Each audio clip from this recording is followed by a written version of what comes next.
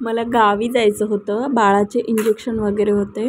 तर त्याच्यासाठी नाश्त्यासाठी माझ्या मिस्टरांसाठी आणि माझ्या दिरासाठी मी शंकरपाळ्या बनवून ठेवलेल्या आणि खूप छान झालेल्या आहे शंकरपाळ्या. रुद्रांश मला मदत खूप करत होतं थोडं पीठ वगैरे मळू लागायला.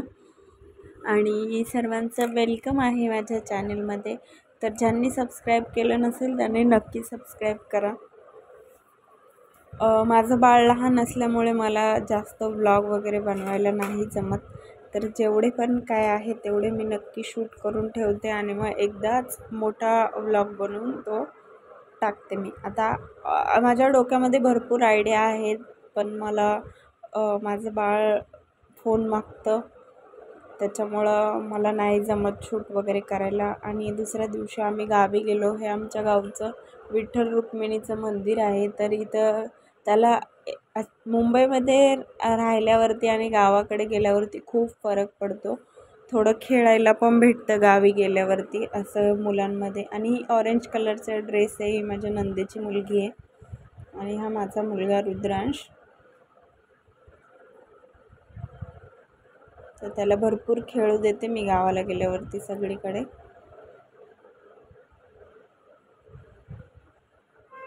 ते पकडापकडी खेळत होते ते सगळेजण. आणि गावी पाऊस एवढा पण नाही आहे, ठीक आहे पण नॉर्मल.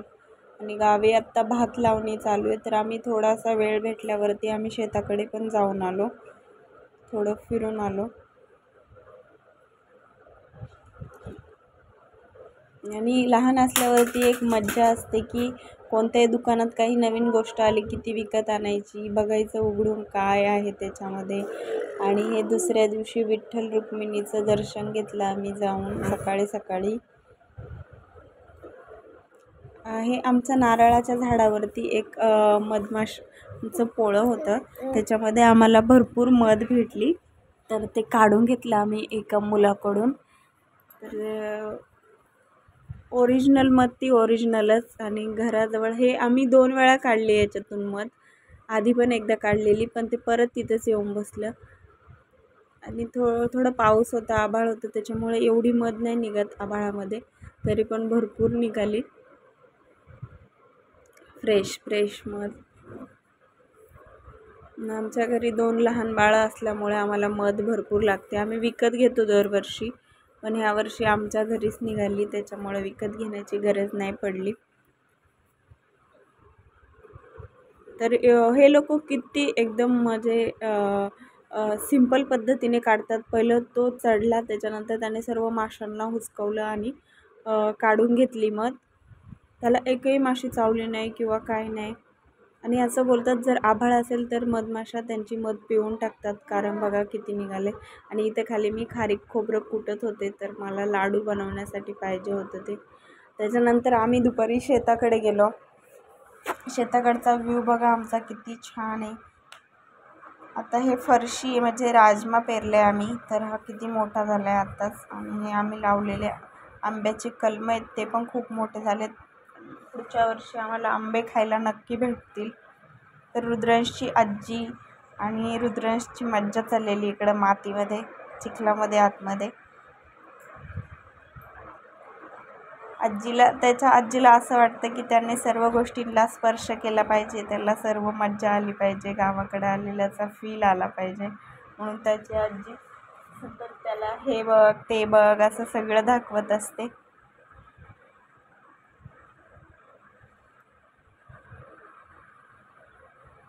आता दुसऱ्या दिवशी आम्ही खेकडे घेतलेले, तर लाईट नव्हती, तर माझ्या सासूबाईंनी पाट्यावरती मसाला वाटून दिला मला खेकड्यांसाठी. आणि त्या वाटत होत्या, मी व्हिडिओ बनवत होते, मला म्हणतात असं पाय पसरून कशाला काढतेस, थांब मी व्यवस्थित बसते मग काढ. असं असतं जुन्या लोकांचं, सगळं व्यवस्थित आलं पाहिजे. तर इथं खेकडं मी आधी बॉईल करून घेतलेले हळद मिठामध्ये, त्याच्यानंतर कालवण मीच बनवलं, तडका दिला व्यवस्थित. त्यानंतर दुसऱ्या दिवशी मला मुंबईला यायचं होतं, तर माझ्या सासूबाईंनी माझ्यासाठी भरपूर भाजीपाला आणलेला. हिची चारडी बोलतात याला, गावाकडं कडू असते हे. त्याच्यानंतर ही माठाची भाजी, कुरडूची भाजी, अशा सगळ्या भाज्या आणून ठेवलेल्या. कोडूची भाजी ही शेताच्या बांधावर असते.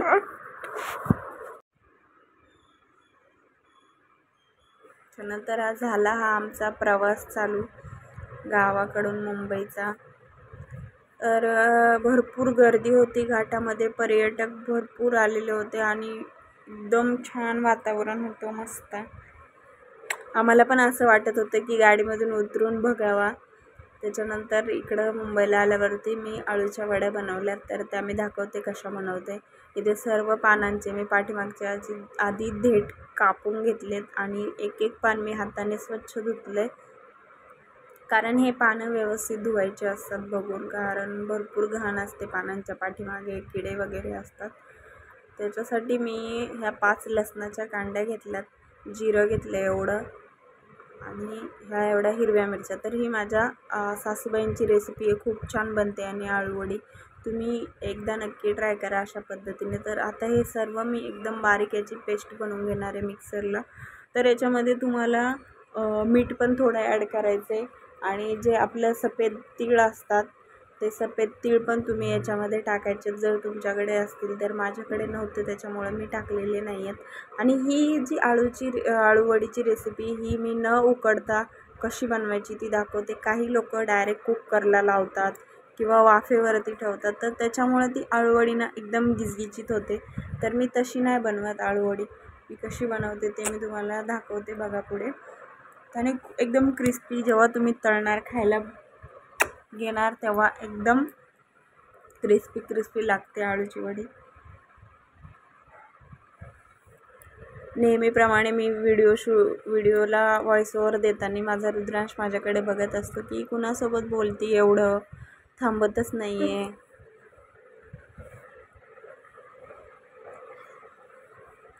तर हे ना गावाकडचे लसूण आहेत ना, त्याच्यामुळे हाताने फुटतच नाही, मला हे लाटण्यानेच फोडावे लागतात. कडक आहे भरपूर वरचं आवरण.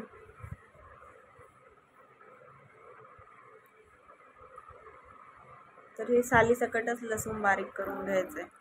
जी सालीसकट खाण्यामध्ये मज्जा आहे ना ती कशातच नाही. मी लसणाची सालच घेते पूर्ण.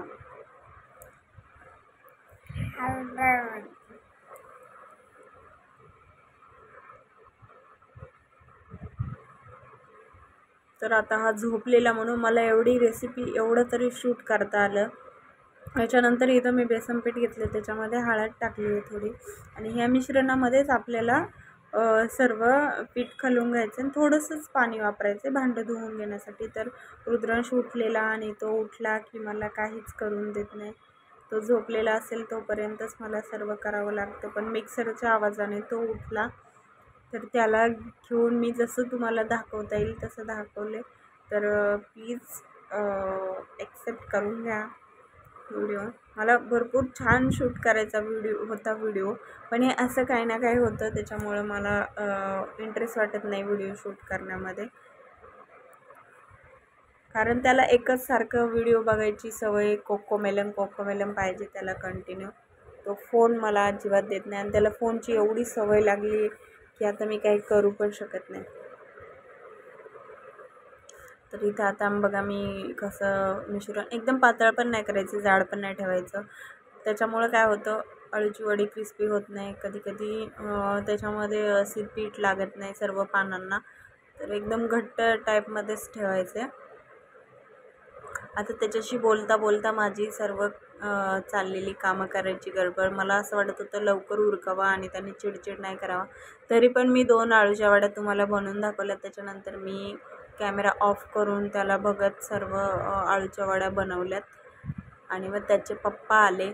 मग अर्धी रेसिपी ती मी तुम्हाला दाखवली, तर नक्की बघा. ही अशी बडबड चाललेली माझी. सांगत होते त्याला इकडे बघ तिकडे बघ, बघ मी कशी करते काय करते. आणि प्लीज माझा अवतार तुम्ही काही कमेंट करू नका असंच तसंच, कारण एक आई होणं सोपी गोष्ट नसते. स्वतःकडे लक्ष द्यायला वेळ नाही राहत. आणि याच्यामध्येच असं झालेली की गावाकडून मी आले तर रुद्रांशची तब्येत खूप खराब झालेली. त्याला ताप आलेला 102पर्यंत. तर 2-3 दिवस माझे असेच गेले. गावाकडे पण आठवडा गेला. त्याचे इंजेक्शन होते 1.5 वर्षाचे, त्याच्यामुळे पण त्याला भरपूर ताप होता.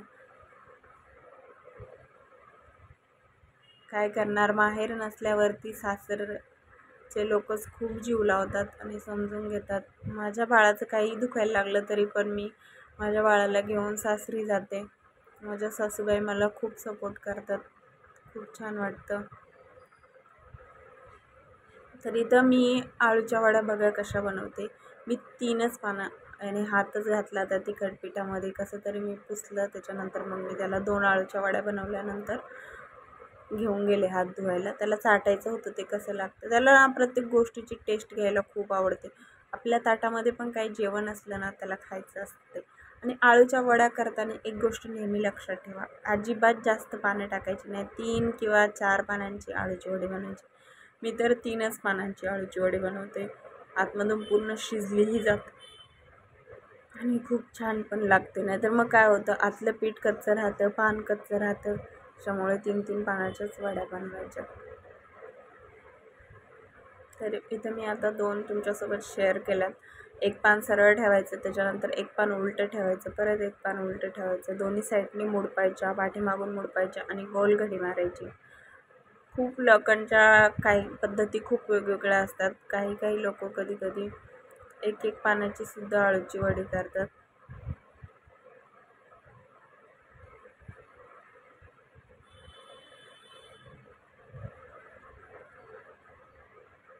तर इथे मी त्याला कसं तरी नादवत होते, हे बघ ते बघ.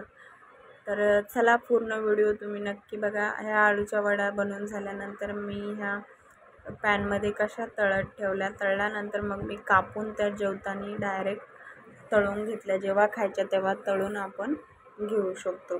तर पूर्ण व्हिडिओ नक्की बघा. Bye bye. सपोर्ट करा.